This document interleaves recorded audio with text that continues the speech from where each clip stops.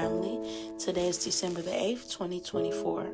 The topic for today is God Faith, Part 3, Restoration Through the Promises of God. And it's your girl, Silva. And we are here building excellent leaders, health to wealth. I do apologize for the long wait of me posting. However, we are back and continuing where we left off. And if you want to be a blessing to our ministry, you can cash app us at Exemplar Ministries. That is spelled EXEMPLARMINISTRIESS.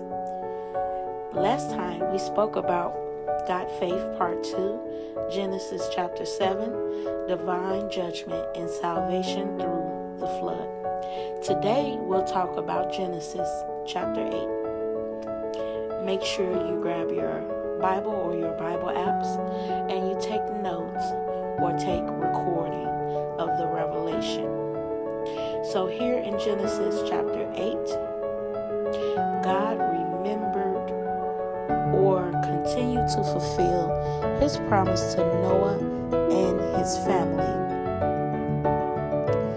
Now that promise is found in Genesis, the 6th chapter, the 18th verse, King James Version, and it reads, "But with thee will I establish my covenant, and thou shalt come into the ark, thou and thy sons and thy wife and thy sons' wives with thee." What a faithful and loyal God we serve.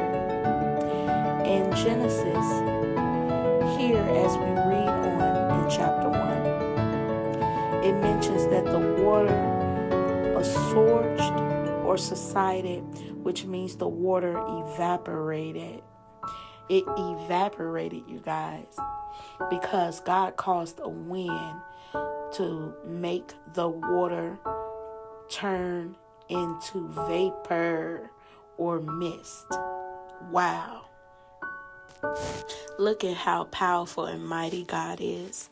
And as time passed, the flood waters decreased. This took about 7 months, from the 7th month to the 1st month of the next year. I know you are thinking, we are missing some time. But remember that they operated underneath a different calendar. And if I'm not mistaken, that calendar is the ancient lunar calendar. And you can research that in your own time. Now, in Genesis, the 8th chapter, verses 6 through 12, Noah sent out a raven first and then a dove. In comparison, the raven and the dove both flew around to see if the flood water decreased. So they both had the same task. However, their assignments were different. Make note of that. How so? I'm glad you asked. Diving deeper in understanding and revelation, the raven is known to be an unclean animal and scavenger that eats dead things. So the raven symbolizes the end of God's judgment from the flood. Now the dove is known to be a clean animal. So it symbolizes the beginning of the fulfillment of God's promise to Noah and his family. Hence the olive branch found in Genesis, the 8th chapter, in the 11th verse. And both birds, the raven and the dove, did not return to let Noah know that their assignment was complete and land is dry. As you read on in chapter 8, you will find that information. After all of this, God spoke to Noah in Genesis, the 8th chapter, the 15th through the 17th verse, and he gave him specific instructions, in which Noah did. And that instruction was to go out the ark. All that was in the ark, that included Noah and his family, which was his sons and his sons' wives, and all of the animals that were aboard the ark.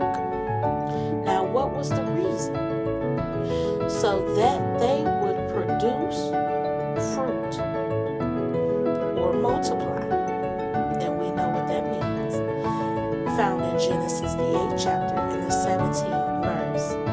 And pay attention to this. When they went out of the ark, they went out it by their own kind of family. For example, humans next to humans, fowl next to fowl, beast next to beast, creepy crawlies next to creepy crawlies, etc. Now in Genesis, the 8th chapter, the 20 through the 22nd verse, Noah built an altar,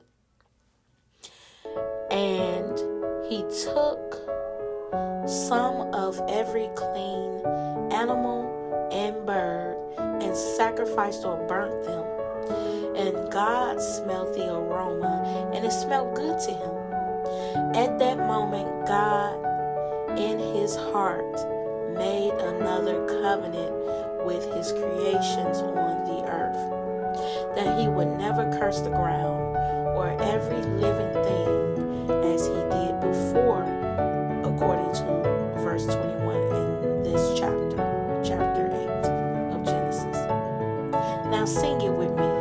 What a mighty God we serve, and he is faithful to his promises as well. Wow. Also in Genesis 8th chapter, the 22nd verse, King James Version, God creates or puts in his promise what we call harvest times that would not stop while the earth exists. So this concludes God Faith Part 3, Restoration Through the Promises of God. Stay tuned for God Faith Part 4 next Sunday at 6 a.m.